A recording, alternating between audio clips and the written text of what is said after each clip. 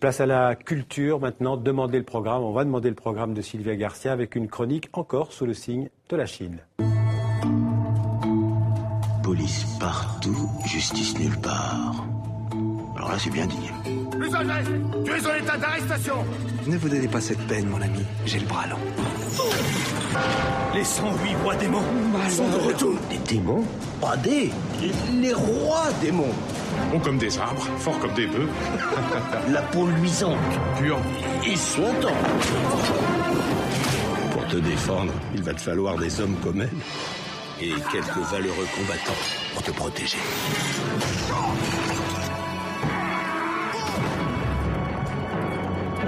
J'aimerais bien me poser au bord de l'eau sans devoir continuellement distribuer des beignes à la marée chaussée.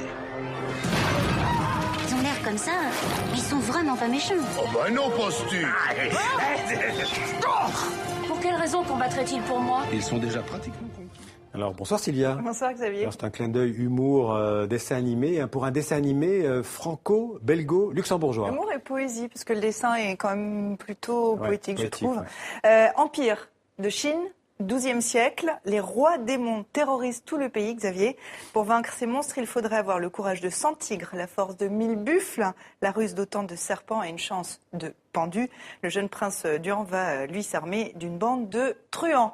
Ça s'appelle 108 rois démons, une fresque médiévale signée Pascal Morelli. Le film est inspiré du livre Au bord de l'eau, une histoire épique tirée de la tradition orale chinoise et écrite par Shinayan au XIVe siècle. Alors, on reste en Chine et on va retrouver le Premier ministre français, en tout cas ce qui a concerné sa visite. Et le deuxième jour de sa visite a commencé par une visite privée d'Ishuba à Pékin. Vous allez vous expliquer ce que c'est, Ishuba. Alors, Ishuba, ça se trouve tout d'abord dans un quartier de la cité interdite, dans les bâtiments de l'ancienne université franco-chinoise.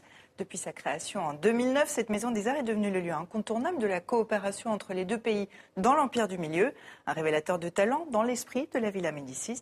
Et parmi ces talents, Li Qin, valeur montante de l'art contemporain chinois qui a passé 3 ans à Paris, rencontre et reportage. TV5 Monde signé Philippe Dova et Jessica Bro.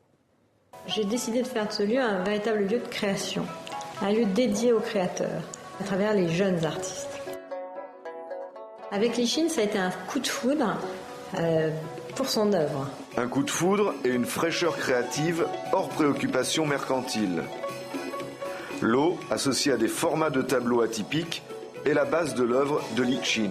Chez Li Qin, on a affaire à quelque chose qui n'est pas qui n'est pas un compromis, mais qui est une recherche tout à fait singulière et ultra contemporaine, qui consiste à utiliser l'encre, les pinceaux, un geste presque taoïste, pour exprimer quelque chose qui est du monde contemporain. Dans notre tradition chinoise, la forme ronde, c'est plutôt la forme du ciel.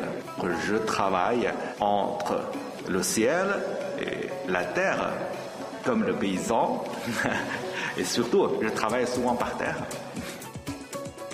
Je suis né à Shanxi, dans le nord de la Chine, au bord de la fleuve jaune.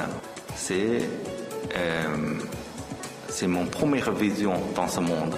Il y a beaucoup de penseurs et philosophes chinois qui ont utilisé l'eau comme leur pensée.